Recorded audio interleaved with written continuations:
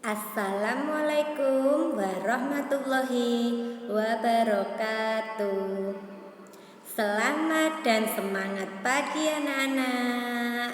Sehat hari ini? Semoga selalu diberikan kesehatan ya oleh Allah Subhanahu wa taala. Amin. Jumpa lagi dengan Ustinda di pembelajaran hari ini tentang mata pelajaran IPS. Nah, sebelum kita mulai pembelajaran, kita buka terlebih dahulu dengan membaca bacaan basmalah secara bersama-sama.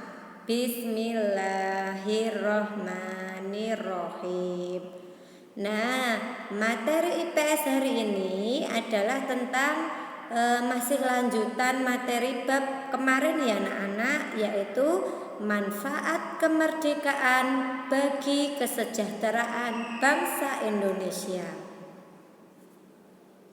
Manfaatnya yaitu yang pertama di bidang pendidikan. Pada masa penjajahan, pendidikan hanya dimiliki oleh golongan bangsawan dan kaum laki-laki. Jadi dulu waktu masa penjajahan itu yang boleh sekolah hanya golongan bangsawan dan kaum laki-laki.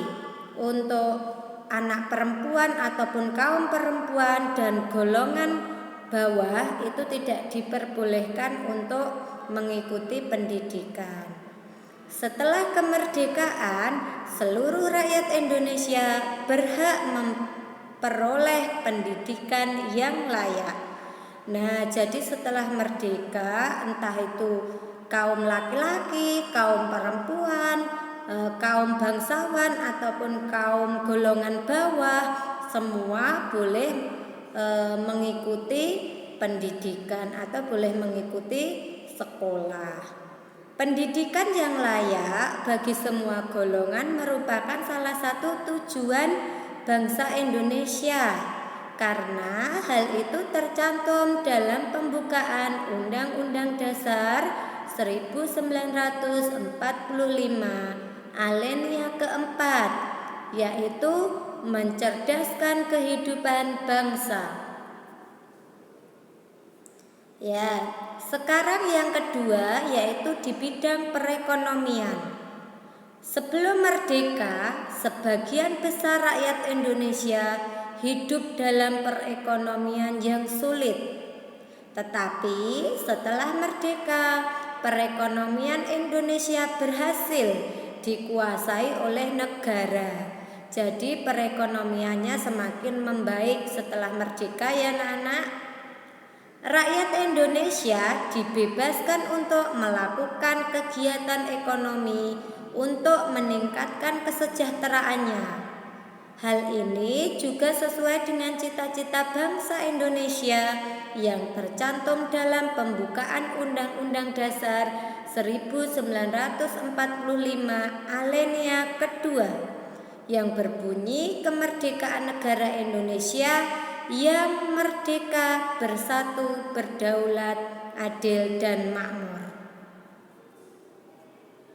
Lanjut, yang ketiga yaitu di bidang sosial. Setelah proklamasi kemerdekaan, setiap rakyat Indonesia itu memiliki hak dan kewajiban yang sama. Jadi hak dan kewajiban sama ya, tidak dibeda-bedakan.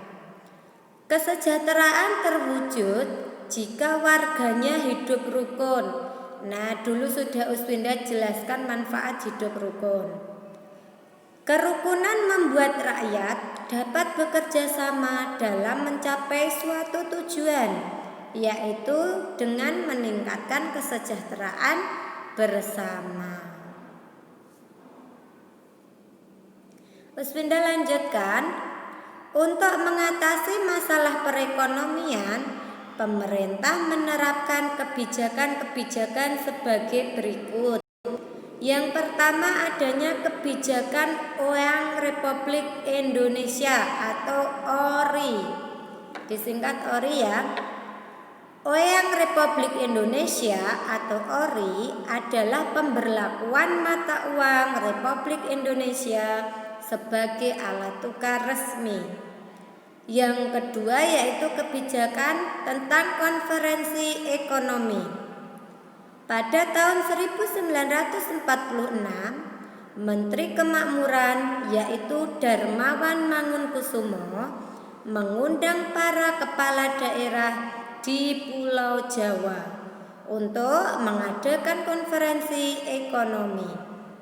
Konferensi ini tujuannya yaitu memperoleh kesepakatan dalam mengatasi permasalahan ekonomi yang mendesak. Pada 6 Mei 1946 diadakan konferensi ekonomi 2 yang membahas tentang permasalahan program ekonomi pemerintah, keuangan negara, ketenaga kerjaan, kegiatan distribusi, dan pengendalian harga barang. Uspinda lanjutkan yaitu kebijakan yang ketiga, pinjaman nasional. Menteri Keuangan saat itu yaitu Surahman mengusulkan program pinjaman nasional yang diwujudkan dengan pendirian Bank Tabungan Pos. Tugas Bank Tabungan Pos adalah menyalurkan pinjaman nasional untuk meningkatkan kepercayaan masyarakat kepada pemerintah. Yang keempat yaitu kebijakan Badan Perancang Ekonomi atau Planning Board.